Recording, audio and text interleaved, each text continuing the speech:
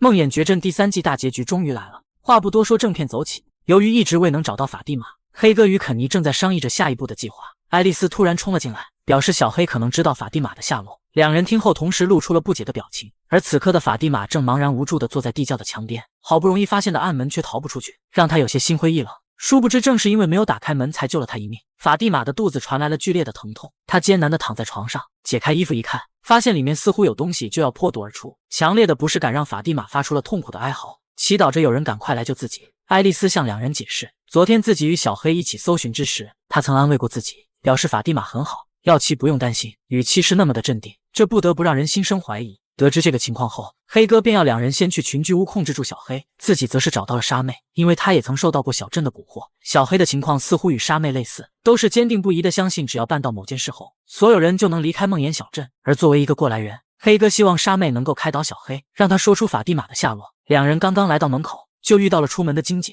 他质问黑哥为什么爱丽丝和肯尼不让小黑离开，可黑哥并没有回答，只是询问屋里有多少人，并要金姐将他们暂时请出去。这让他意识到了大事不妙。黑哥进屋拦下了正要下楼的小黑，众人将其带进了一个房间，这让他有些不知所措。看着气势汹汹的几人，小黑只能按照指示坐在了椅子之上。随后黑哥要肯尼出去望风，接着检查起了小黑的背包，发现他带了几天的补给，便询问这是要去哪里。小黑欲言又止，黑哥见状恳求他说出真相，并告诉几人法蒂玛在哪。爱丽丝也焦急地出言询问，可小黑却冷静地解释，有人让自己不要说出去。他知道几人都很在乎法蒂玛，但自己只是想要帮助所有人，他不会伤害任何人的。接下来将会有好的事情发生。金姐询问小黑，让他做这一切的那个人是谁？小黑兴奋地表示那人就是个天使，自己所做的就像圣经中描述的一样，只是很多人都不理解而已。这番话让众人意识到小黑已经走火入魔了。听着他的风言风语，黑哥还试图告诉他根本没有什么婴儿，就算是有，法蒂玛怀的也不可能是个孩子。小黑还想反驳，沙妹突然出言打断了他，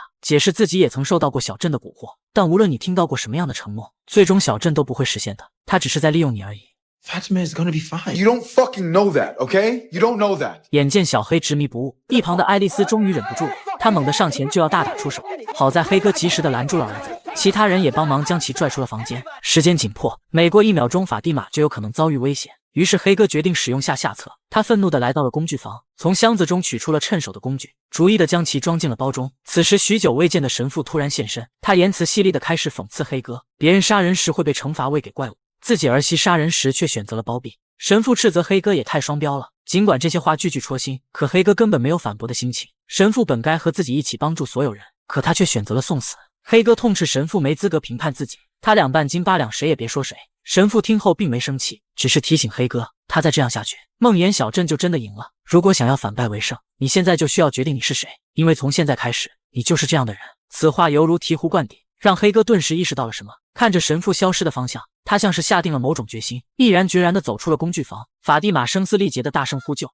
可根本没人回应自己。他拿起桌上的血石，愤怒地将其摔向了墙壁。当看到掉落的玻璃碎片时，法蒂玛竟然产生了一个疯狂的想法，他拿起碎片刺向了自己。然而危机可不止这一点，兰德尔的耳中再次传来了蝉鸣，这让他忍无可忍，于是便拿出了心脏除颤器，准备用它来清除脑子中的响声。要不是玛丽及时的发现，迅速的跑来拦下了他，估计兰德尔这会已经冒香气了。黑哥回到了群居屋，看着他手中的提包，三人全部意识到了什么。爱丽丝试图阻拦，可为了法蒂玛，他最终还是选择了放行。肯尼试图说服黑哥再与小黑好好谈谈，但黑哥心意已决。他来到房间之内，率先将锤子掏了出来，可就在小黑满脸恐惧之际，一旁的照相机自动开启，他连忙表示这就是天使向我发送消息的方式，说明他想和你说话。黑哥不可置信地拿起照片，却看到了震惊的一幕，不看不要紧，一看更加的愤怒。他随即脱掉了上衣，直接用绳子将小黑绑了起来。小黑询问黑哥看到了什么，黑哥表示照片上是他们一直想去的新房，然而还没到达就被那棵大树骗进了小镇。小黑听后连忙的解释，这是天使在告诉他们，我们就要回家了，只需等到法蒂玛生完孩子就好了。可黑哥怎么会相信这番鬼话？他继续将包里的工具一一拿了出来。虽然小黑不停地解释自己不会伤害法蒂玛，但黑哥依旧没有停下动作。他猛地拿起锤子，大吼着，我们没时间浪费了，如果你再不说出法蒂玛的下落，自己可就要用刑了。尽管小黑被吓得都要尿了，可他就是不肯开口。无奈之下，黑哥强迫小黑将手放在了桌子上。 Where is she? Just... I can't, Boyd, I can't. 眼看小黑依旧不说，黑哥只好猛地砸了下去。惨叫声传到了楼下，女警刚好走了进来，听到楼上的叫声之后，她不顾阻拦地冲了上来。看到黑哥在动用私刑，女警质问这是在干什么，然而黑哥却要她赶紧出去。可他根本不听，一定要黑哥说个清楚。众人只好来到了楼下，审讯就此停止。殊不知此时的法蒂玛已经滑向了自己的肚子。Stop！ 突然出现的声音打断了他，红衣女猛地现身，一把握住法蒂玛的手，将碎片移向了他的脖子。 No, it's coming。 眼看宝宝即将出生，还不知是好是坏之时，吉姆带着伊森遇到了出门的维克多。他告诉两人塔比莎摔倒了。吉姆听后焦急地冲进了屋内，询问妻子怎么了，得到很好的答复后才放下心来。随后两人支走了孩子们。塔比莎惊魂未定地告诉丈夫，昨天自己在拥抱维克多的时候，竟然感应到了他母亲米兰达的存在。她不知该如何解释，但米兰达给自己展示了当年去救孩子时，在瓶子树前被笑脸哥杀死的场景，那种感觉无比的真实，就像是自己身临其境一样。看着无比担忧的妻子，吉姆来到了酒吧之内，他恳求正在忙碌的杰德帮帮自己，因为杰德也曾看到过幻象，或许只有他才能理解塔比莎。当听到塔比莎的遭遇后，杰德认为是孩子在借助米兰达传某些信息，但想要弄明白信息是什么，他们就必须去孩子出现的地方。于是三人便来到了维克多的秘密基地。杰德一路之上都在喋喋不休，表示他与塔比莎看到的所有幻象都重叠在了一点。 The children. Wait, you've seen them too? In the cavern. 杰德表示自己在洞穴中看到过孩子们躺在石板之上，不停地重复着阿库伊这个词，而在他们的头顶有一个奇怪的符文。当听到这句话后，塔比莎瞬间想起了维克多曾说过的话，组成符文的是树根，孩子们将希望的能量注入了其中，然后那些树根变成了拥有树洞的瓶子树。杰德此时才知道是孩子们创造了瓶子树和符文，但自己始终不明白他们想要传达什么。他歇斯底里的仰天长啸，质问孩子们为什么不直接说出答案，自己都要崩溃了。发泄完之后，杰德表示自己就坐在这里等着他们说出答案。小编认为杰德忽略了一件事，那就是向他们传递信息的是一群孩子，而他只是从大人的角度在思考，从未考虑过孩子心中是怎么想的。局面顿时陷入了尴尬的境地。杰德表示，既然瓶子树是孩子们创造的，那瓶子里面的12组数字一定有着意义。可他尝试过勾股定理、三角函数，一切与数学有关的都试了一遍，甚至用上了天干地支，也没能找出其中的规律。此时吉姆突然意识到了什么，他表示12组数字会不会代表着12个音符，一语惊醒梦中人。 Jacob, you are a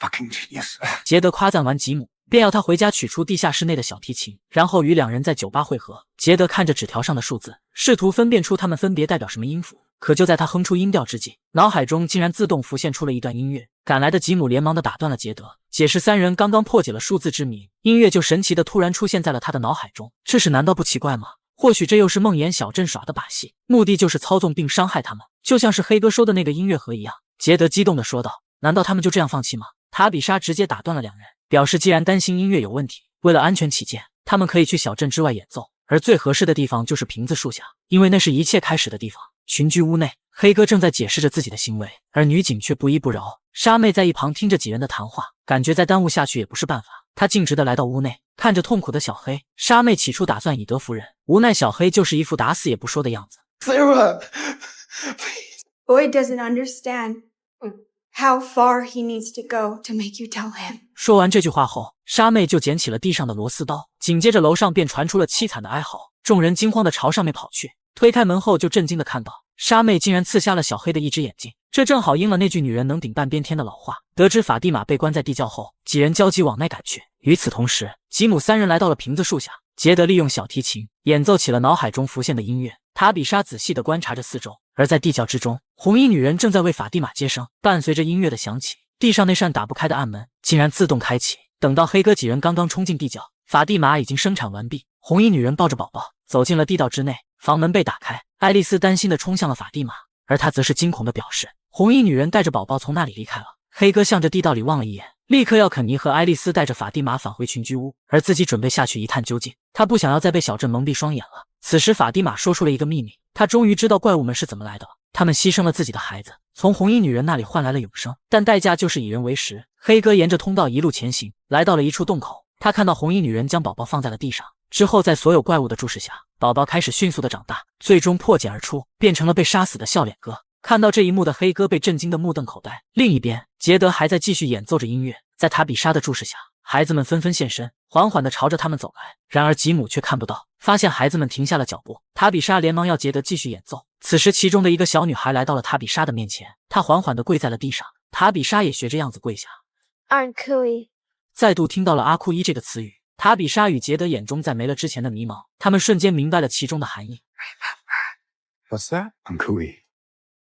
It means Remember? 塔比莎潸然泪下，他与杰德终于记起了一切。不能接受的塔比莎惊慌地选择了离开。不明所以的吉姆追了上去，询问妻子到底发生了什么。塔比莎解释自己知道为什么他和杰德会看到孩子们了，因为两人以前就来过小镇，不过那时候他的名字是米兰达，杰德则是那个拿着玩偶的克里斯托弗。原来在很久以前，他与杰德就生活在小镇之上。他们之所以以轮回的方式一遍又一遍地返回小镇，是因为第一次拯救孩子们失败了。可为何要这么锲而不舍？只因那些孩子中有一个是他们的。尽管这番话听着是那么的不可思议，但吉姆依旧温柔地安慰着妻子。塔比莎表示自己需要一些时间，随后便离开了这里。而吉姆何尝不是需要缓一缓？他独自来到了曾经的房车旁，丝毫没有注意夜幕即将降临。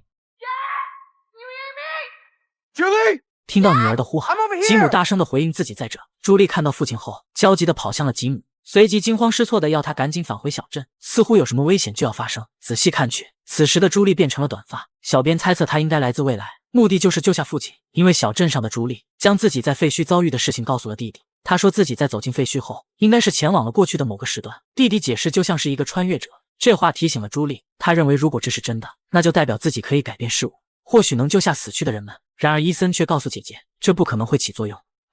就算你能借助废墟穿越，但也不可能改变事物。树林中的朱莉还在恳求父亲听自己的，他一定要改变将要发生的事。就在吉姆一头雾水之际，不远处突然出现一名黄衣老人，看到他缓缓上前，朱莉被吓得不敢移动。吉姆拦在了女儿的身前，随后叮嘱朱莉赶紧离开这里，接着警告老人不要靠近，否则他就要不客气了。然而老人根本没在怕的，上前就与吉姆扭打在了一起，像是拎小鸡一样，一把就将吉姆抵在了房车之上。朱莉见状试图上前救出父亲，可却被老人轻松地推倒在地。接着他便警告吉姆 Your wife shouldn't have dug that hole, Jim.